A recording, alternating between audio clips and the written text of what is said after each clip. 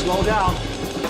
Well, that's obviously he's trying to play very fast, but when you want to play fast, the first thing you have to do is relax. Hi, my name is Antonio Sanchez. I'm a jazz drummer and composer. I'm a 4-time Grammy winner, and I did the film score for Birdman. Today we're going to be looking at drum scenes from films and TV and judging how real they are. Are there any drummers in the house? I play percussion. Just see if you can do what I do, okay? Just give it a try. The main thing to notice here is they only have a snare drum, a floor tom, which is basically not even half of the drum set, and then the crash. This is kind of small cymbal. There's no bass drum, and there's no hi-hat. This is the school of rock.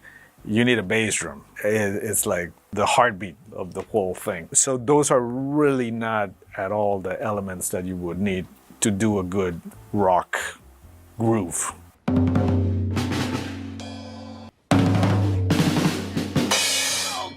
So far, the kid is doing a good job because he's doing what he told him to do. The main challenge for somebody who's coming from classical percussion to play drum set, it would be how to coordinate your feet and your hands. Classical percussionists don't use their feet too much. Good, okay, no, that's bad. That's like George of the Jungle. Play it up here on the cymbal, but really light. Oh, that's it. Okay, let's go! Musically, I don't think it was the the right choice. The song he's playing is Deep Purple's Smoke on the Water. What you need in that song is like a big backbeat. And again, he doesn't have the bass drum and the hi-hat. So I would have him maybe try to imitate the bass drum on the floor tone, like something like that. Having said that, I know Jack Black is a good musician, and you know what he told him to play, he did play. Give it a 9 or a 10. One thing that I noticed right off the bat, he looks relaxed, and he's hitting hard too. He's hitting as a rock drummer. That's not easy to do. It's kind of easy to get injured if you don't know what you're doing. He definitely put some work into it. Everything so far that I've seen totally matches with what I've heard. For example, in this section, I can hear a double bass drum, which in this case, you would have a pedal. It's called a double pedal that has 2 beaters that are hitting the same bass drum. And then you play it like if you had 2 bass drums, but you're only playing on one. And to me, it sounds like he would have a double pedal. So you can hear the tuk tuk tuk tuk from the double bass drum and the hands just doing the cymbal. It doesn't sound to me like they're trying to focus on a groove or a specific tempo. It's more like an energy. So she's screaming and he's playing fast and loud, playing around a tonal center and making sort of like a wall of sound, like almost if they're playing free. And that seems like the right choice for that particular tune. I would give it a 10. It impressed me how well he played for him not to be a professional drummer. Don't slow down. I'm just not sure what the drummer is doing. Obviously, he's trying to play very fast, but when you want to play fast, the first thing you have to do is relax instead of tensing up. That's why you have to start practicing slow so that you can feel the movement, how everything works together, the right hand with the left hand and the left foot and the right foot. And then you start speeding up little by little. But just looking at the faces he's making while he's playing, it was like if he was lifting weights and trying to see how much he can go before breaking. The body is one thing, but if you start getting tensed up in your head, then that's the beginning of the end. Pick it up! Faster! I didn't hear the song, but traditionally Caravan is not a very hard song to play and is not a very fast song to play either. For example, there are other songs that are traditionally very fast. There's one called Lover, and the melody goes dun, dun, dun, dun, dun. The drums are supposed to play kind of double time on top of it. Caravan is not one of those. Caravan is usually like a medium up which is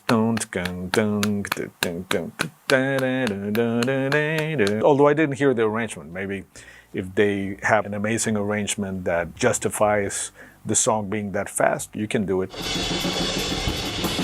Whatever it is that he's doing, it's not music. I don't hear any real tempo. I don't hear a clear pattern. When you're playing jazz at a very fast tempo, you start usually with quarter notes on the ride cymbals, which is 1, 2, 3, 4, 1, 2, 3, 4. Then the ride pattern, which is the quintessential jazz bebop pattern, which is what makes it swing, is 1, 2, 3, 4, 1, 2, 3, 4, jing, jing, jing, jing, jing. We don't have a hi-hat today, but that would be going in 2 and 4. 1, 2, 3, 4, 1, 2, 3, 4. That's the basic pulse. And then on your left hand, you would be just kind of conversing on what's going on with the music. And then you speed that up. But nothing he was doing was relating to that. There's no pulse, there's no finesse, there's no nuance. So it's just like a broken washing machine. That's the pulse. That's what he should be playing to, but you would hear both of them intersecting, and to my ears, they're really not. If you want your drummer to play, you would not play that. But the cowbell is a great instrument too, to play really loud so that the drummer could hear it. Well, that's the amount of blood that there is on the drums right now. That's kind of staggering. The only times where I bled is I hit the edge of the hi-hat. You can open one of your knuckles a little bit, but that amount of blood on the drums, that's a sign that something very bad is being done. I would probably rate it at a 1. It kind of shows that speed for the sake of speed. There's no finesse, there's no nuance, so there's no music, really. My shoulders and my neck hurt just by watching him play. I remember this guy. There was a famous clip going on. He was doing all that stuff. I remember watching it and I was laughing because it looked so crazy, but he sounded really good. To me, it's very hard. Because I've always emphasized trying to make the least amount of movement and get the most out of the sound. And he's doing the most amount of movement he possibly can. Having said that, he plays great. The grooves and licks that Steve is playing, they're fairly complicated. A lick is basically a pattern that you learn that you can throw at any given moment. So if you do, that's one lick. Well, Kevin didn't necessarily play any drums. He just hit the cymbal a couple of times, and that's it. You can tell he's never really played a drum set in his life, which is fine. I think that's the idea of the scene. Twirling, throwing sticks up in the air, they're not necessarily connected to the music, but if you want cool visuals and showmanship, they can be very effective. When you do those kinds of tricks and the music suffers because of that, then I think you should reevaluate what you're doing. 10 for sure. Everything they're trying to demonstrate that he's playing, he's doing it.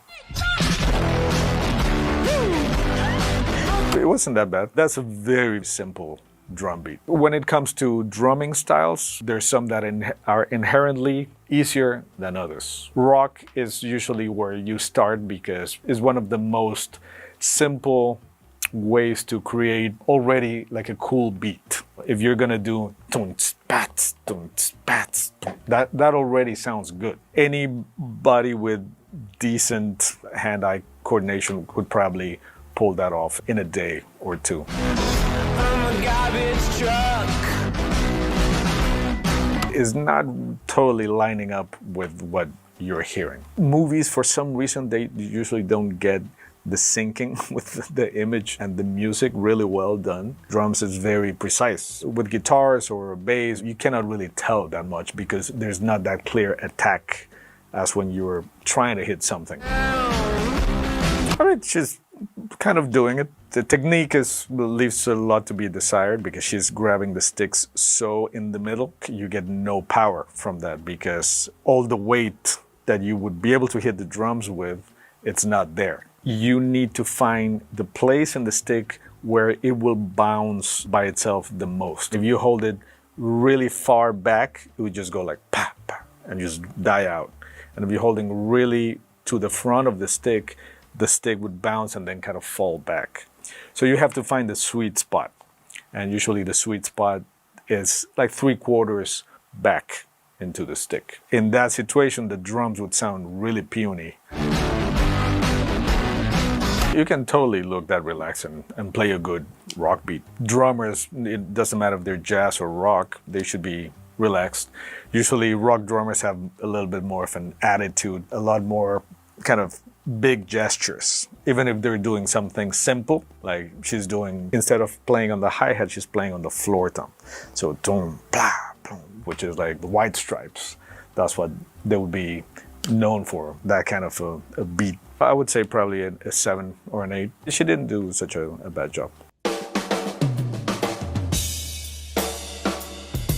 So that's one thing. Many people maybe don't know exactly what it's called or why people play this way. What he's playing here is called traditional grip, which takes a lot longer to learn. When you play traditional grip, these 2 fingers are kind of not doing much. You have to find different ways to make these 2 fingers do the work of all these 4 fingers.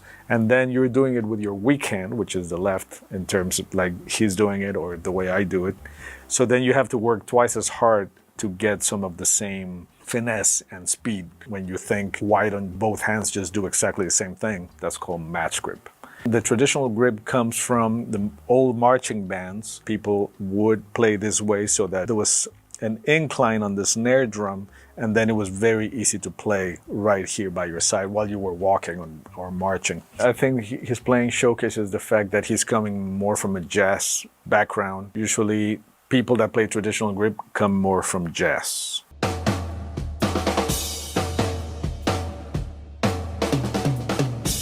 Sounds good. What he started playing, boom, blah, blah, blah, boom, blah, blah, was totally accurate for that time period in the 60s and 70s too. Like for example, the Beach Boys had a lot of songs that had that kind of a vibe.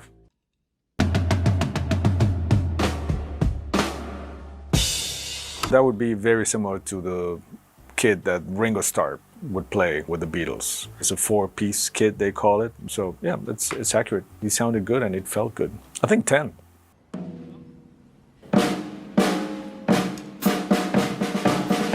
That's 100% accurate. The first thing you would do when you sit down would be just to hit everything a couple of times just to see what it sounds like. And then you would probably start with some kind of groove or a couple of fills. Depends also what style of drumming you like and what you play. But if you were gonna play rock, that's pretty much it. That would have been my dream drum kit back then. In the 80s, this was like a thing. For example, Rush, Neil Peart had a gigantic kit. This drum set is in what they call a cage, which is it's like a metal bar that goes around the drum set where you set everything on top, which was very popular during the 80s. But what I noticed is that he's just using the left side of the kit. Normally your right leg would be on the right bass drum. And I know Dana Carvey, he actually plays the drums. And he absolutely playing everything we heard. Drum solos can be anything. You can have a completely prepared drum solo, or you can completely improvise what you're gonna do. So there's really no correct or incorrect way to play a solo. Usually in a rock context, that's fairly accurate. You kind of keep some kind of pulse happening and then you do a bunch of fills, and it's just kind of meant to get the crowd going. What he did is not particularly hard, but it's not particularly easy either. You need a couple of years under your belt, but the drumming itself is definitely real. 10, for sure. Lately, my favorite drum movie even though the plot is very sad, is The Sound of Metal. Everything you see gives you the impression that it's actually happening. Thanks for watching, and if you enjoyed this video, why not click